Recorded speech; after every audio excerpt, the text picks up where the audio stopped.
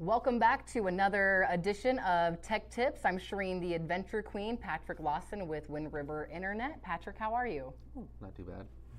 Well, last time on our last episode of Tech Tips, we were thinking of fun techie names for Patrick. So if you have one, please comment in our YouTube channel. We would love to hear from you. We were thinking of Pat.0 and other fun names. So we'll come back to that. But Patrick, we have a really topical topic today to discuss, and that's all about CrowdStrike.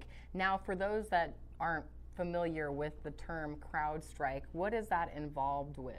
Yeah, so CrowdStrike is just a security platform that apparently 8.5 million Windows computers used worldwide that stopped working on July 19th. So a faulty update caused this. Yeah, so they pushed out an update that apparently did not jive with Windows, and everybody went to work and their computers wouldn't turn on. And it's not, it was what they call where you had to touch every computer to fix it. So they literally had to send somebody to 8.5 million computers to fix them. They had to reboot them into safe mode, or they had to do a system restore to roll back to before the update happened, or it's something that couldn't be done remotely. So it was a big deal. It affected airlines and banks and even Office 365. It was a huge deal. Yeah, let's go back to the airlines. That was one of the longest shutdown and issues for airlines, not that in all history, but if you think back to around Christmas and the start of the new year, they had another kind of issue with a breach or an issue that they wanted to make sure that they fixed before people were flying. That's kind of scary, Patrick.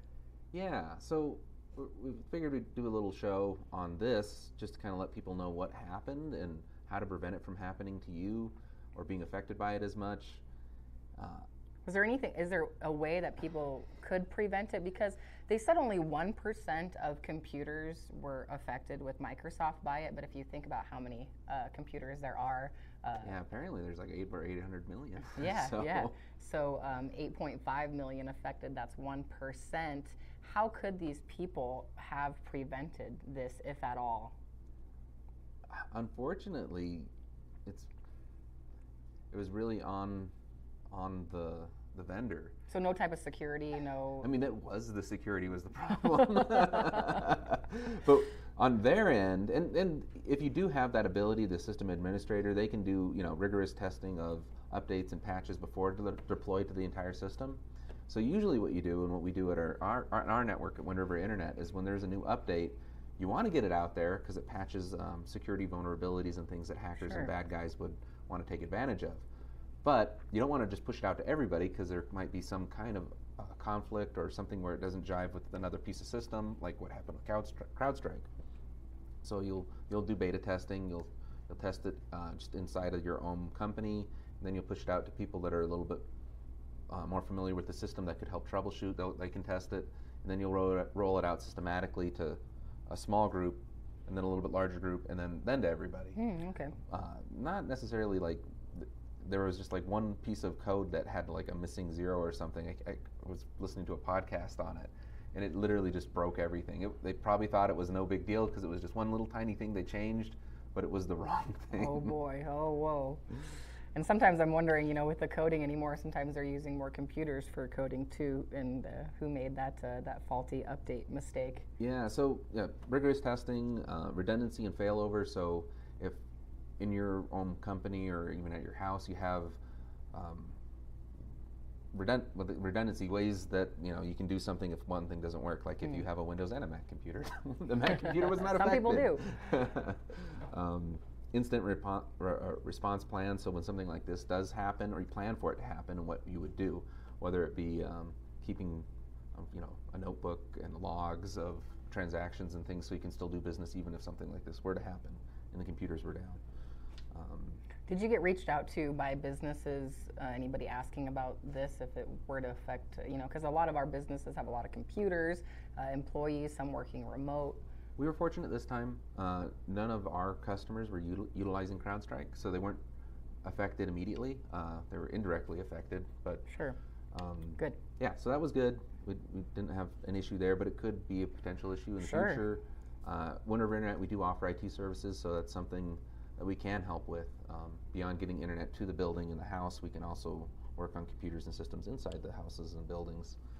I trust you much more than I trust myself, Patrick, when it comes to any issues with things of this nature. So that's good to know. Like Patrick mentioned, IT for both business and residential, and it's great. And so if you do have any questions, reach out to Patrick. He'd love to answer those. Do you foresee more issues like this coming down the line with CrowdStrike? Unfortunately, yes. Yeah, one of the things that CrowdStrike issued on their blog was people were taking advantage of this publicity of the CrowdStrike outage and telling people to download fixes and patches so they don't get affected. So if you don't have CrowdStrike, you don't need to fix anything. Do not believe the email you get. Yeah, when you get an email saying install this CrowdStrike exe, do not install it, because it is a virus. It is a problem. Trust an IT professional or don't install it. Yeah, I think that's becoming even more difficult to combat is some of the cyber issues and the hacking, and it seems like somebody I know at every point is becoming a victim somewhere. Just had a really close friend of mine have somebody call from her bank or who she thought it was, and it came up as her bank on her caller ID. And long story short, she started giving him her username, and she started to, they asked her to spell it out, and she's like, they should know. Wait a minute. I know how to spell my name. Usually you don't get calls. Usually you call out. That's the biggest red flag, is you get a random call when you never made any contact out in the first place. Right. So those are phishing attacks. And then there's also cloning. So like people keep saying my Facebook got hacked. Your Facebook didn't get hacked. Somebody just copied all the images and content of your page and put it on a new page. Yeah. And they're pretending to be you, and they're sending all your friends an invite saying, I got a new Facebook account. What are all the scam names? Phishing, cloning, hacking, spamming, spyware. It's like Star Wars. Yeah. It's like Star Wars for cyber criminals. But anyways, if you have any questions about the CrowdStrike, please comment on the YouTube channel. You can also comment on Facebook as well. It's really important. I know you hear it all the time, but it's really important to stay kind of above and beyond and in the know on stuff like that. This is why we do tech tips, right, Patrick? Is we want to make sure that people are knowledgeable. This is a free video that Patrick Lawson is kind enough to do. He's very knowledgeable when it comes to all things techie. That's why he's hosting Tech Tips. And so please take advantage of this, especially, some of our older adults too just don't really know much about the world of tech and how it's ever evolving. And so let them know that we do Tech Tips with Wind River Internet. They can tune in, they can watch old videos. We've covered everything from smart devices. I don't even know, Patrick. I was just thinking in my head. I'm like, we have covered so many topics. Oh, yeah.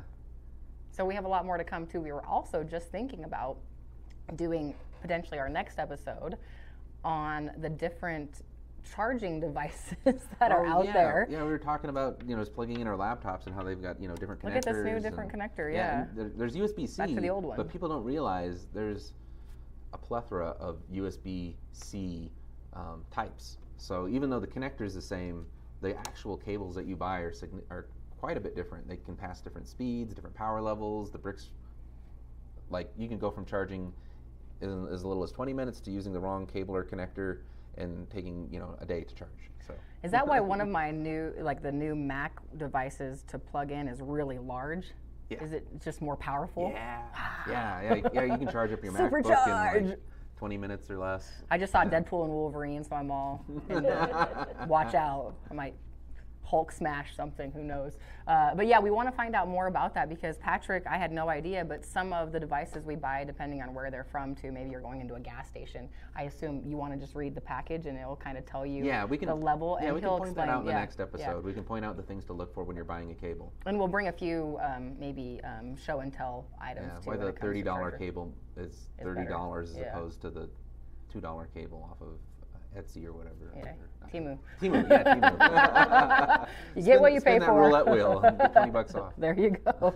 I was just talking about doing that with a little dongle that I had plugged in, and maybe Patrick can give us a little bit more information on that. The dongles are kind of the plug-in devices that will have a bunch of different things that you can plug in, and they vary too when it comes to how they work and the speed that they work on as well. So I would love to learn more on that. Do we have any questions?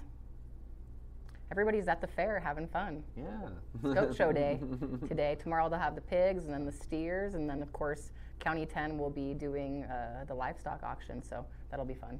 Oh, cool. Are you looking for? Are you gonna go down to the fair and get some fair food? Yeah, we'll go down to the fair this afternoon. Yeah, awesome. All right, great. All right, Patrick, did we miss anything on No. CrowdStrike? No, I think that's good.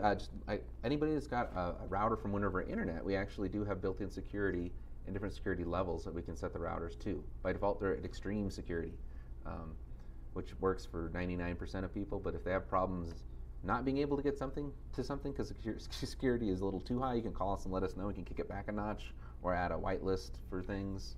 It's such good security, it won't even let you in. I like it. But yeah, by default, we try and protect as much as we can our customers. So. Well, that's why it's great to support local, great to get your internet and your IT local. So please reach out to Patrick Lawson, Wind River Internet, mentioned IT for both residential and business too. So business owners, contact Patrick. All right, that's another edition of Tech Tips with Wind River Internet. I'm Shireen, the Adventure Queen. Patrick Lawson, or Pat.0, which I'm voting on as his tech name. Back next time with another edition of Tech Tips. Thanks.